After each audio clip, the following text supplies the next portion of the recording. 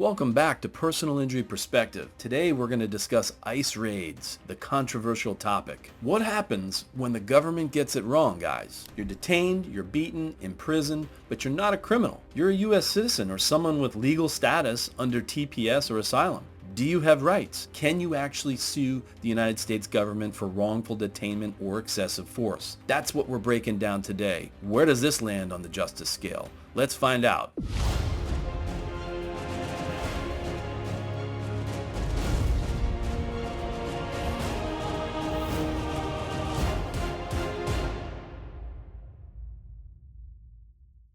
We've all seen the videos, guys. Migrants or detainees pinned down, officers using overwhelming force, confusion over immigration status. If you've watched the news, you've seen the chaos. But here's the real legal twist. What if all of those whom we see in these videos are people who are not undocumented? What if some of these people we see in these videos have temporary protected status or TPS, or others have pending asylum claims, or even worse, what if a few are even U.S. citizens who got caught up in the system or were at the wrong place at the wrong time? Imagine being detained for days, maybe getting shipped to a place like Alligator Alcatraz down here in Florida, or you're beaten or you're deported when you legally had the right to stay here. That's not just a tragedy, it's a potential constitutional and tort claim. We are told in the headlines that this is happening everywhere. However, is it really happening? And if it is it hard to believe that mistakes might be made? Think about it. If you're doing a mass ICE raid, it would not be difficult to make a mistake. After all, people do not plaster their immigration status on their foreheads, so it is reasonable that mistakes have been made and could be made by these ICE or federal officers. In looking through the headlines, I did find several cases currently pending of people that have alleged the government wrongfully detained them. On the U.S. citizen side,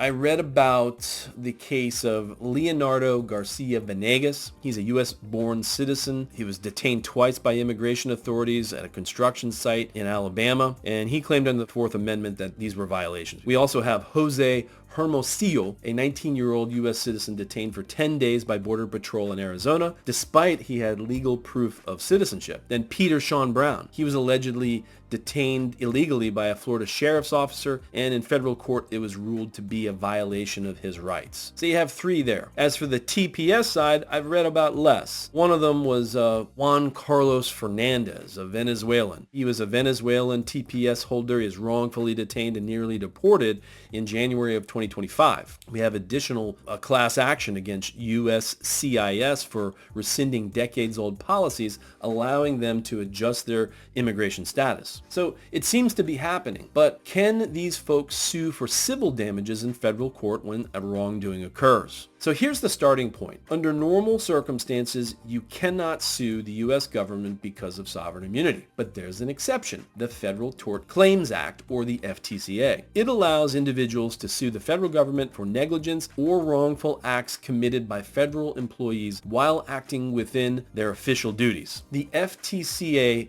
lets you sue for false imprisonment, assault and battery by federal officers, and negligence in detention or negligence in the deportation procedures themselves. Sounds simple, right? But not so fast. I have covered sovereign immunity in other videos.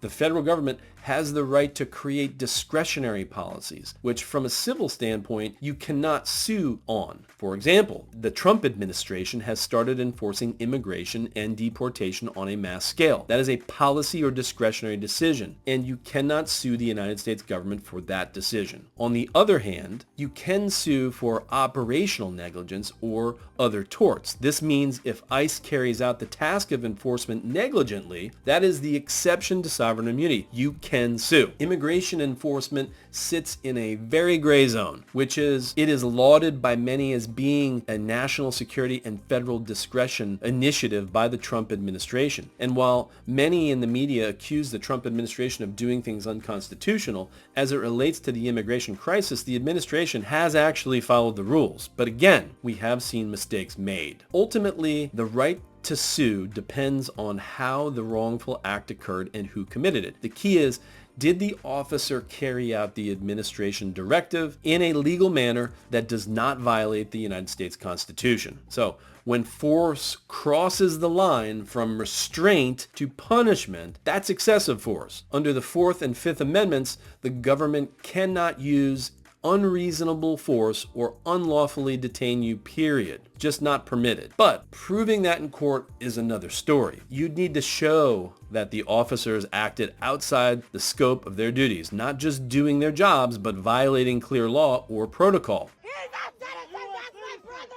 In cases where detainees are beaten or abused, plaintiffs have tried to sue under the FTCA through a Bivens action. That's a constitutional claim against federal officers personally. But courts have been narrowing Bivens. In 2022's Egbert versus Boulay, the Supreme Court made it harder for victims of border enforcement actions to sue agents directly. So even if you were wrongfully detained or excessive force was used against you, your right to compensation might have been extremely limited under Bivens. And this is unless Congress steps in to make a change. And here's where it gets even more complicated. TPS, temporary protected status, and asylum both give you lawful presence in the United States, but not full citizenship. That means you can't be deported while your legal status is active. So if an officer wrongfully detains or deports you, that is arguably a violation of due process. There could be constitutional arguments. Potentially it's false imprisonment, battery, or assault under the FTCA.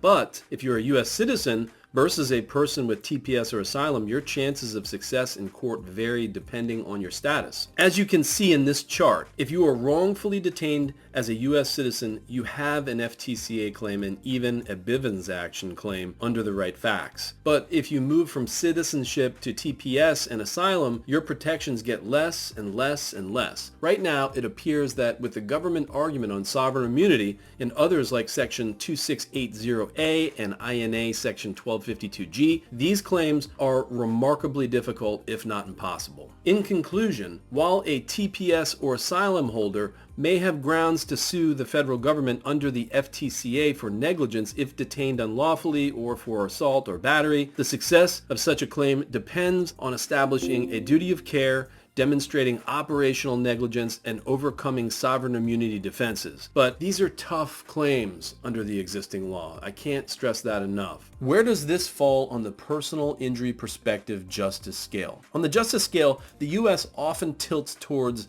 government immunity. Citizens wrongfully detained might have a narrow path to justice, but for non-citizens, even those legally here, the law can feel stacked against them. That's why these cases matter. They test whether justice applies equally or only when it's convenient. In general, I put the claim of a U.S. citizen who was wrongfully detained as a 3 on the justice scale. Those cases are very, very factually intensive. They're fraught with difficult legal issues on sovereign immunity, but they're plausible with the right facts. In general, the more excessive the force, if documented like we see on television, the higher the likelihood of success. As for TPS or asylum, those are a 1 on the justice scale. Unfortunately, the law makes these cases extremely difficult. Impossible, no. Very complicated and difficult, 100%. So, let me know what you think. Is the system fair, or does immunity tip the scale one way or the other? Where does this fall in the justice scale for you? Let me know in the comments below. My thoughts are this. The law is meant to protect, yet sometimes it shields only those in power. That's the harsh reality of the justice system